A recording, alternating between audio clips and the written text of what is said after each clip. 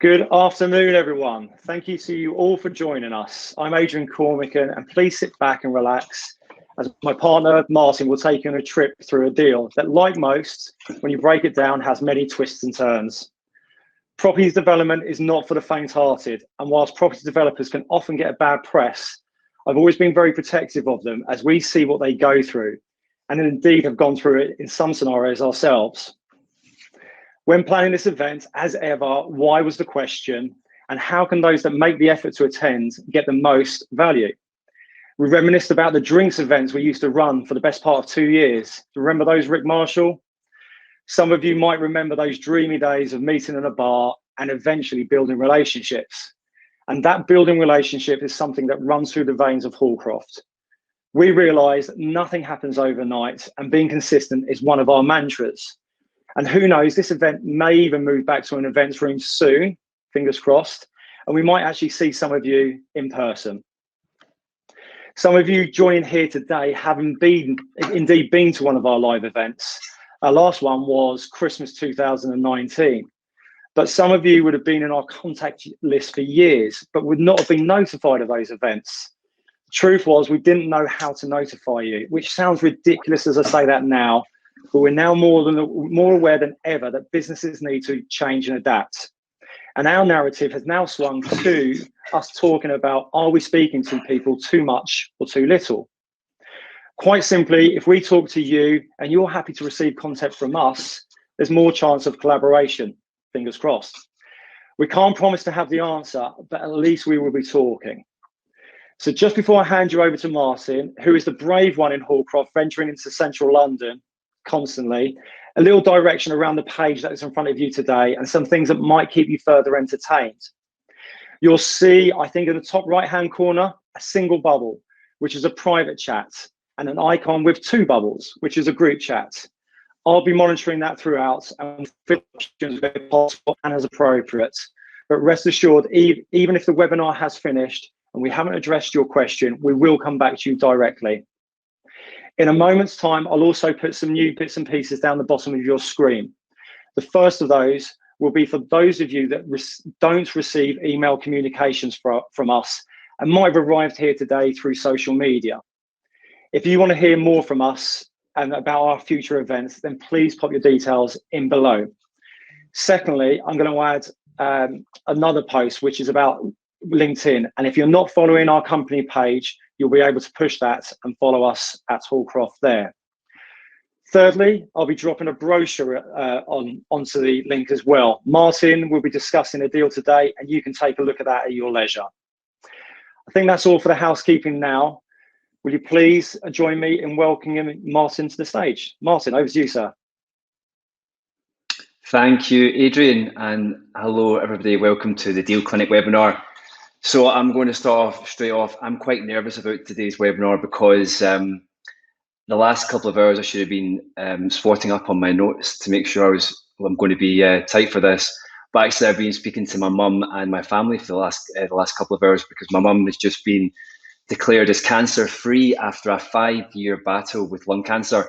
So a really exciting for us. I thought I'd just share that because there's so much negativity about health at the moment, and that's a real exciting thing for me. Anyway, look, onto the webinar. This is our second webinar.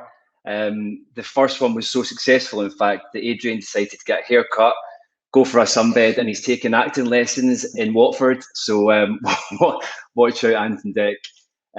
The rationale for the Deal Clinic was really to provide an open forum for developers and investors to share their problems and their challenges, and then for Adrian and I to use our experience in funding to help them where we could. Well, that was the brains behind it. In actual fact, the way it's worked out is that our developer clients are a little bit more quiet and a little bit more shy than we first thought. Who knew? And so we've taken the bold step to start a webinar series delving into the problems and challenges that we see in our business, and importantly, the solutions that we found to help our clients the most. We won't get hung up on loan to cost. The Deal Clinic's not all about loan to GDV rate or really absolute fine detail. It's more about us opening up our knowledge of the real estate market and the challenges and problems that we see on a regular basis. So without further ado, if I can get the webinar started, we will have a quick introduction onto our business, Hallcroft Finance. We will have a short market update, if anyone saw the first webinar. This will have somewhat of a different spin on it. Then we'll get the meat of the webinar, which is a 9-unit development in Thornton Heath and Croydon. And then finally, we'll be opening up the webinar to questions, so feel free to be adding anything. We'll also be dropping the odd question or two into the webinar to make sure you're still all awake. So let's start off with the first one. What is the average price of a home according to the Office of National Statistics? A, 250,000, B, 327,000, or C, 238,000? I've just started that now, Martyn. So let's see where we go with this.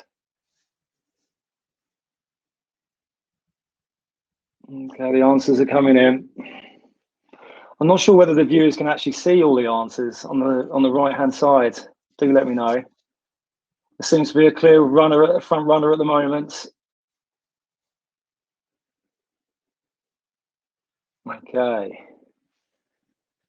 They know their stuff, I think. Martyn, over to you. Okay, the answer is A, 250,000. Well done, everyone who got that correct. So, well, again, welcome to our business. It goes without saying that the barriers to entry into the brokerage market are particularly low, and so it's super important for Adrian and I and the rest of the team to stand out from the crowd. We're a full-service property finance brokerage with offices in London and Edinburgh, and our experienced management team has sat on real estate transactions on a lender side, served on legal panels as lawyers, and we can all say at one point or another we've been a borrower. This vital experience feeds into Hallcroft's USP of being a brokerage that can truly understand the needs and requirements of its clients while having a full and detailed knowledge of the market around us. Our success has led us to be involved in transactions both large and small, and we've grown into a lender in our own right. We are now able to offer our own mezzanine lending line to property developers, and we'll be covering that part of our business in a future webinar. But if it's of interest to you, and in particular if mezzanine debt is of interest to you, feel free to reach out and we can take it on. Here's our beautiful team. Look at those smiley, youthful faces. A little bit of background on each of us. I won't delve too deeply. Ian and Adrian are both ex-Clydesdale Bank. In fact, Ian used to be Adrian's boss in a number of years ago. They're both experienced investors and brokers. Douglas Noble is ex-Barclays Weatherby's private bank, and Douglas actually opened our Edinburgh office in August 2020. And as a result of him opening that office, we've already been in discussions with some of Scotland's top leading development businesses. So that's super exciting for us. And myself, I am a former city lawyer, and I've sat as a borrower and a lender as well. I'll quickly touch on the products and services we offer. We are a full service firm. Development finance is a big passion of ours, and it's, again, I guess it's our bread and butter. We do it day in, day out. But short-term finance is something we are knowledgeable on. Mezzanine finance is where we have an in-depth understanding of the market and also how to structure deals. Ian Stockdale is one of the only practitioners in the market that really understands the retirement living sector. And actually, we've been getting involved in quite a number of government-backed support schemes. So all of this gives us a full market exposure. So if any of that is something that is of interest to you, feel free to reach out. This is just for anybody who doesn't know about Hallcroft. It's our track record. We talk about our developers and clients' track record a lot of time. I think it's sometimes important for us to express our experience. And so that just gives you an idea of the number of transactions we've done and the amount of development finance arrangements we've been involved with. So on to Hallcroft's latest news. There's something that's we're really passionate about our business, and we're on a really exciting growth curve at the moment. We're growing our business through joint venture partners. Douglas Noble in Edinburgh is a joint venture partner of ours, and it's our strategy to grow our business throughout the UK through joint venture arrangements. So I thought it would be useful for me just to highlight that that's something that we're doing at the moment. If property finance is your bread and butter, or is your passion, or development finance is something you're interested in, please reach out to us, because we'd love to speak to you to see if you can help us on our growth curve. Introducers, something separate to joint venture partners who would be intimately within our business. Our introducers are, in the main, professional service practitioners, and it would be a lawyer, a quantitative surveyor, valuer, someone of that nature, who would be able to offer us the ability to present, well, potentially offer us the chance to speak to their clients about products and services that we can offer to them. And similarly, we have lots of clients looking for those services. So again, if there's any introducers out there who are looking to work with us, we would love the opportunity to speak to you. Another question for you. This is Adrian's favourite one. Which celebrity lives in this house? A, Morgan Freeman, B, Joe Pesci, or C, Halle Berry? Over to you, Adrian. Yeah, I did a bit of digging around on this.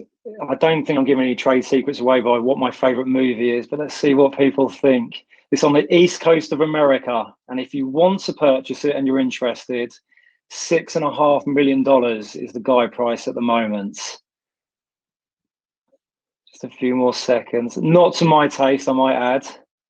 Apparently, the actor is moving to the west coast. People know their stuff. They've been sifted around. Martyn, back to you. Fine. And the answer is Joe Pesci. There we are. Happy days. Right, market update. I thought I would shift gear a little bit than just giving you boring analysis of the market and open it up to a new business inquiry that we received quite recently. So we had an existing client who had been let down by a number of lenders, and those lenders tended to be a challenger bank background. Now, Adrian and I constantly toss around people's review of lenders, because it's a two-way relationship. It takes two to tango, and a developer might feel let down, but similarly, a lender might also feel a little bit let down by that client relationship. So I'm not going to speculate on the issues there, but just to give you an idea of the market and the way it sits. This client came to us and was approaching us with an 8 million GDV, heavy refurb and new build scheme in London. He needed around about 75% loan to cost. Now, this client is super successful, has done a number of new build schemes, much bigger than this, and a number of those. And so therefore, he's quite a difficult client for us to offer new business to, or a new way to look at things, because he knows so much about the market. However, we can come in because we can offer a solution where we save him time, and because we do so many development deals and arrange so many structures, we get an idea of which funder can offer him the right solution and potentially get around those problems that he's been experiencing. And so I thought I would just show you what his options were. I purposefully left the font extremely small on there so that hopefully you'll all be scribbling down those names, but I'll mention them anyway. So the client had a good idea of exactly who to approach in the market. You'll see on there that the rates that he's looking at are not too dissimilar to the rates that we could offer. The key difference in this was, so if in terms of the market, and in terms of where the market sits at the moment, you've got United Trust Bank at 7.48%, and then you can see the arrangement fees are all 2%. Exit fees do vary ever so slightly, but you can see there Paragon's coming in at 5.9. And then when you look at what we can offer him, well, to be honest with you, it's not a huge saving, but the difference is, with our experience and knowledge of structuring deals, I know the problem that he's experiencing with particular lenders. I know that we can structure and organise a funding relationship which will circumvent that problem and will hopefully save him a little bit of money on a better rate as well. So I thought we would use that slide just to show you where the market is for development deals of this size and the sort of interest rates. I mean, that's quite a wide synopsis of the market, and it will give you an idea of what price senior debt is for a development of that sort. On to where the development market is. This is a slide that I used. Hang on. This is the slide's moved. Onto the development market and where it is at the moment. This is a slide that I used last time, and actually I got the biggest amount of feedback on it.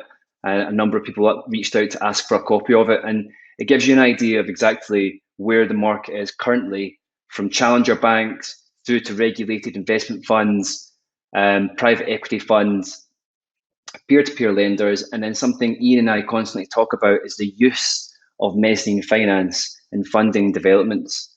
And so give you that, relating straight back to that previous slide, your challenger banks are coming in at around about 6%, at your 60% of GDV. And then you can see now challenger banks, on the back of government support, are now being able to offer 70% loan to GDV, something they've not previously been able to do. But with challenger banks, there's maybe a little bit more red tape, and also they maybe require a little bit more experience to get deals done. When you move on to your regulated investment funds, they will take a little bit more risk, and with that risk comes an added extra cost. And you can see there, if you look at the very bottom, that blended mezzanine rate is extremely attractive, and we make no mistake about highlighting the use of mezzanine finance in development funding, where you can bring a second charge in and it can lower the cost of your debt. It always seems like it's going to be more expensive, because if you see a mezzanine lender offering, I don't know, second charge at 15% or 18% per annum, that might appear like a scary amount or a scary interest rate. But when you blend that rate with a lower senior debt of around about 6 or 7.5 for the majority of the debt being provided, it will blend down to on their 9% at 70% or 11% at 75% of GDV. So extremely attractive for developers to access that level of debt. On to another question for you. Look at this beautiful home. Can you guess the price? A, 250,000, B, 595,000, or C, 1.15 million? Over to you, Adrian. Yeah, we've tried to be kind. We've given you an idea on the location, because it is it's quite a stunning home. I had a little sift around on this on an American website the other day, and very attractive on the inside. Let's see where we're going with the answers. Very good, very good, very impressive. People are on the button today, Martyn. The numbers that are coming in are really impressive. Well done. Over to you, Martyn. And the answer, 250,000. They know their numbers. Right, on to the deal clinic. This is the exciting part of the webinar and the real meat on the bone. So you can see Lorraine and Dolores there. Firstly, I picked this deal because it's a really inspiring story. Lorraine and Dolores are both property investors, both property refurbers, but are not developers. And they're just bloody ambitious, and they've got a really strong will. And Lorraine and I worked very closely together on this deal, and she may be watching this webinar, so I hope I can do this scheme justice. But it takes a lot of balls for two girls to come into the development market and be and have enough confidence when they don't have the experience to back it up. And so it's a really fantastic story and a super impressive client. They acquired a site which was vacant garages in Thornton Heath with no planning, and they used their nous and their nous and their intelligence to gain planning for 7 apartments and 2 townhouses. They purchased it for 480,000 with the help of Bridge Finance, and the value after gaining planning was 930k, so almost 500,000 of gain there. They are completely brave and super bold, and as said, it's their first new build development scheme, which is really important to the structuring of this deal. And on your first new build deal, a GDV of 3.2 is something to behold. So what did the deal look like? There's a CGI of the development. Again, 7 new build apartments, 2 houses down to the right hand side there. Build costs at 1.1 million. Professional fees around about 100k. A suitably large SIL payment and 500,000 of profit on the development, which didn't include the planning gain of 450 or 500,000 that they were looking to gain from the residual. What did the funding package look like? So with no new build experience, it was quite a hard, difficult deal to place, and that there's lots of people who will fund anyone for a ground up development and they might charge them to earth. But what we focus on is finding a development partner or a development funder that will be as supportive as possible if the worst happens and there's a crisis or there's some problem with the development. And so we were able to secure 60% loan to GDV, which effectively was all that was required. No equity had to come out of the scheme, and no further equity had to go in the first instance. And the senior debt provider covered 100% of the build costs at a rate of 9% per annum, a 2% arrangement fee, and no exit fee. Now, 9% per annum might seem expensive to some of you. It's not really expensive for somebody who's not got ground up experience. But similarly, if you subtract the fact that there's no exit fee on there, it's actually quite a competitive package there. And just if we just touch on the capital stack, just highlighting there the planning gain that's represented in there. So some senior lenders will not represent planning gain within the capital stack, and others will. In this case, we were happy to benefit from that. So what were the challenges during development? So this, I'm not going to go into the challenges in infinite detail, but what it's really important for us to highlight the sort of lessons learned or the biggest problems, as it were. I guess it comes down to experience and picking the wrong partners. The biggest problems that Lorraine and Dolores faced were they had a professional service management team which wasn't good enough. The architect severely let them down. The architect's drawings were incorrect. As a result of that, the timber frame was too large. The design of the timber frame was wrong. In fact, actually, it impinged onto a neighbouring development site. And the architect was happy to be appointed and paid as a contract administrator, but actually didn't do that job at all. So nobody was auditing the contractor's invoices and looking after the development budget, as it were. All of this added with COVID-19. So we funded the development scheme in October, November 2019. We had just found out that we had to spend an extra 8% of the entire development budget by digging extra groundwork to reinforce the foundations of the development. And that happened around about end of February. And then all of a sudden the music stopped, COVID-19 hit, and the contractor couldn't get to site. Materials, I mean, if we cast our mind back, we're all moving at such a fast rate now. No one sort of thinks back to March last year. Materials couldn't get to site, contractors couldn't get to work, people had to self-isolate, and everything was slowing down. I think that the stress for Lorraine and Dolores was very high, but they handled themselves impeccably well. So these are the challenges, and effectively the contractor, they feel let down by the contractor, and especially let down by the architect. And that lack of experience or experience working with that particular professional services person was a letdown for them. So what was the impact of these challenges on the development? The development was 30% over budget after 5 months. Due to the delays, so we ended up being 7 months behind schedule after 13 months. And the current senior lender, or the original senior lender that we brought in, wanted to restructure the development finance deal that they had, because it was clear to see that the development was running farther and farther behind, and therefore they were going to run out of term. And the senior lender was perfectly entitled to do that, and actually being quite pragmatic about it as well. They wanted to get control of the term, understand the developer had enough development budget to finish, and also have enough time to sell the units at the back end. And so, what was the solution?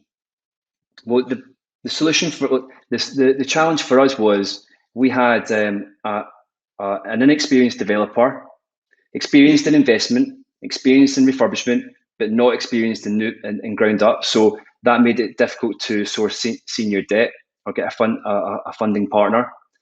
Part built development sites are extremely hard to fund. It's a very small market. And so we had those two challenges. In addition to that, because of the cost overruns, 30% more than 30% of more cost, our loan to value was now very, very high. And where it was 60% in the front end, after 13 months, we were at 70%.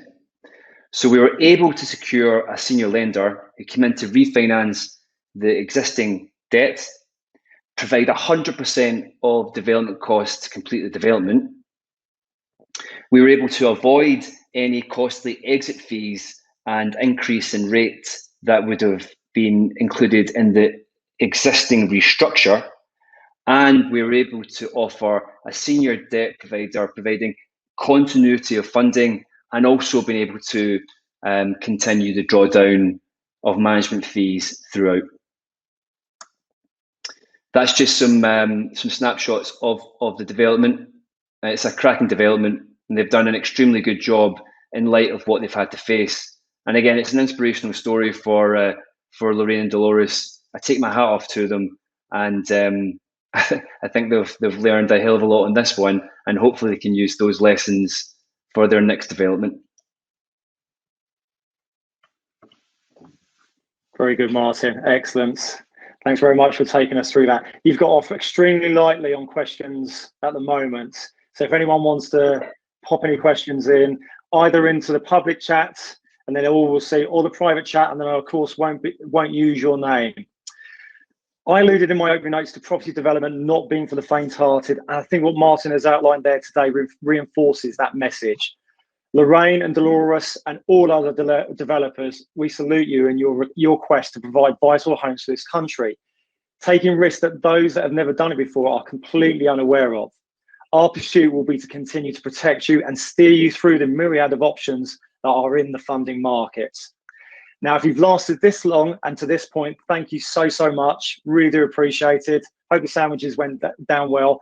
I'm going to add just below now a sign up for our next event on the 23rd of June to try and keep this rolling and to put the pressure on Martyn and myself to make sure that we prepare.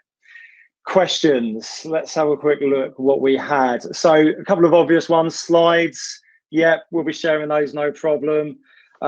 Martyn, I won't say who, but someone picks up on your slip about the noose to get planning rather than using their nous.